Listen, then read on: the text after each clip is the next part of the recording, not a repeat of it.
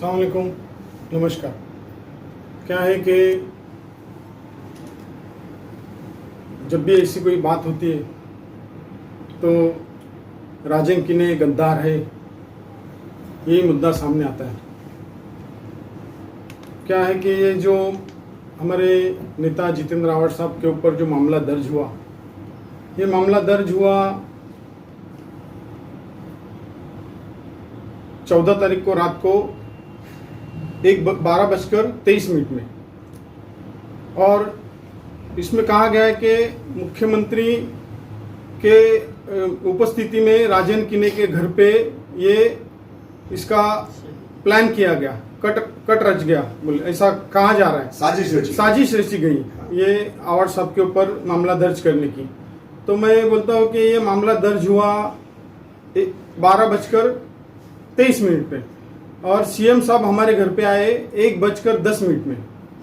और हमारे घर पे आए तो अभी पिछले 25 सालों से सीएम साहब का हमारा रिलेशन है, हमारा घरगुती रिलेशन, हमारा कौटुंबिक रिलेशन है। हमारे सुख दुख में हमेशा वो हमारे घर पे आए हैं। और जब सीएम बने उसके बाद में हमने उनको बहुत बार बुलाया था कि आप घर पे आइए, लेकिन उनकी व्यस्तता की वजह से, उनके जो कामों का ये है व्यस्तता, उसकी वजह से वो आ नहीं सके। और इत्तेफाक से मुमरा वाई जंक्शन का जो फ्लाईओवर है उसका जो ओपनिंग था उस वक्त तो वो आए, और उनको मैंने रिक्वेस्ट किया, मैं भाई बोला अपन या, तो फिर उन्होंने बोला की नाही नेक्स्ट टाइम येतो मी। नाही भाई बोले या बोलो, एकदा तरी या बोला, आता खूप तुम्ही बोलले नंतर येतो, पण तो उन्होंने ठीक है, मैं बोले रात को ट्राई करता हूँ बोले। जब वो आए रात को 1:10 में, तो यहाँ पर बहुत सारे मीडिया के लोग थे, बहुत सारे हमारे एनसीपी पार्टी के भी बहुत सारे कार्यकर्ता थे, और वो घर पे आए, कुछ ऐसा नाश्ता किए और निकल गए। तो उसमें ऐसा कहा जाता है कि उसमें कहा आप बता सकते कि साजिश रची गई या उनको कट रचा गया। नहीं, मैंने कहा कि हमारे घर पे सीएम साहब आए थे, और उसके बाद में मैंने ये भी कहा कि राष्ट्रवादी के बहुत सारे कार्यकर्ता भी थे, आम पब्लिक भी थे, मीडिया के लोग भी थे, और उसमें रिदा रशीद भी उनको आई थी, और उन्होंने कुछ वो सीएम साहब को ऐसा पेपर बताया कि बोले देखो ये कुछ बात कर रहे थे, कुछ बात की है उन्होंने उनसे। तो उसमें ऐसा ये नहीं हुआ कि हमारे घर पे जो साजिश रची गई, ये कहाँ पर सिद्ध होता है। और रिदा रशीद को सपोर्ट करने के लिए अगर राजन किने ने, मैं बोलता हूँ कि एक भी अगर कांस्टेबल भी है या पुलिस सिपाही भी है, अगर उसको भी फोन किया है कि रिदा रशीद को सपोर्ट करो, तो मैं अपना राजकीय जीवन संपुष्ट में लेके आऊंगा। अभी वो बात थी ना, वो कार्यकर्ता जो एनसीपी के लेडी कार्यकर्ता थी, वो अलग बात कर रहे थे, वो बात बताने जैसी नहीं है। अगर वो बात बताऊंगा तो फिर वो भी और गलत उसमें लोग उसका विपर्यास करेंगे। दादा क्या आपने ये बात जो है, जो रुता मैम ने कहा कि मेरे को आमदार पद दे दो, तो ये आमदार को हटा दो, हाँ आमदार को हटा दो, मेरे को आमदार पद दो, ये जो बात है उनके जो कोई कार्यकर्ता थे या उनको किसी ने बताया है, ये मोड़ तोड़ के बात बताई गई है। मतलब नहीं कहा।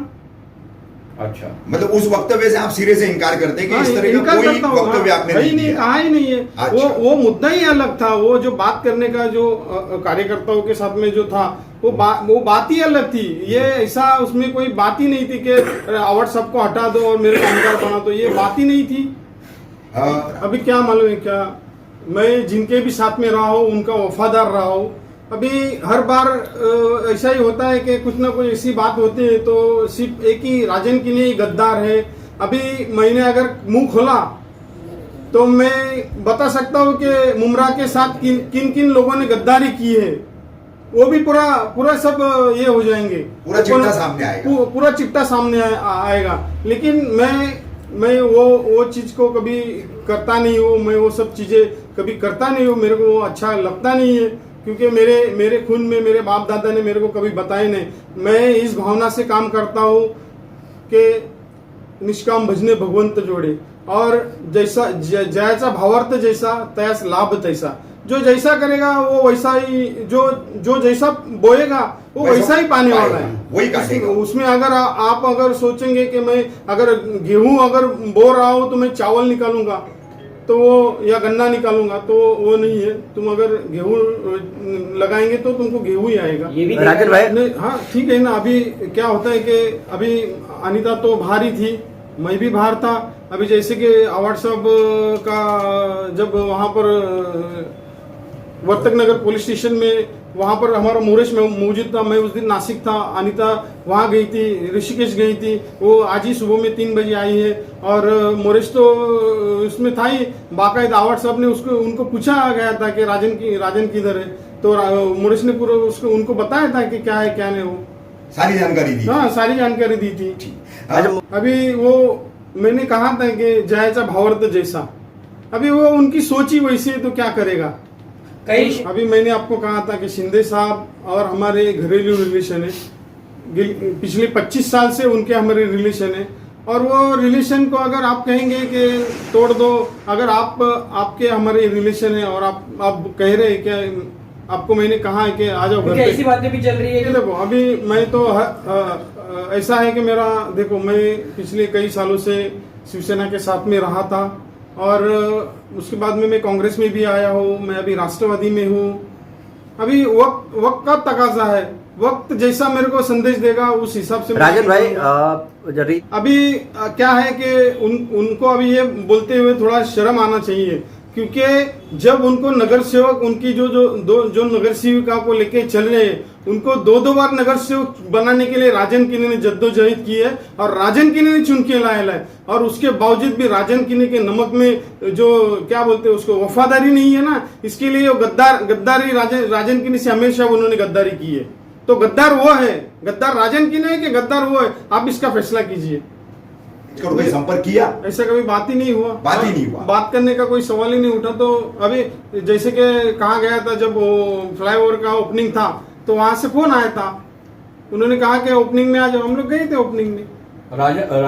अभी देखो, अभी फिलहाल मैं एनसीपी में हूँ, आगे मैंने कहा था कि जो जैसा वक्त संदेश देगा उसके हिसाब से आगे बढ़ेंगे और क्या करेंगे। जो आरोप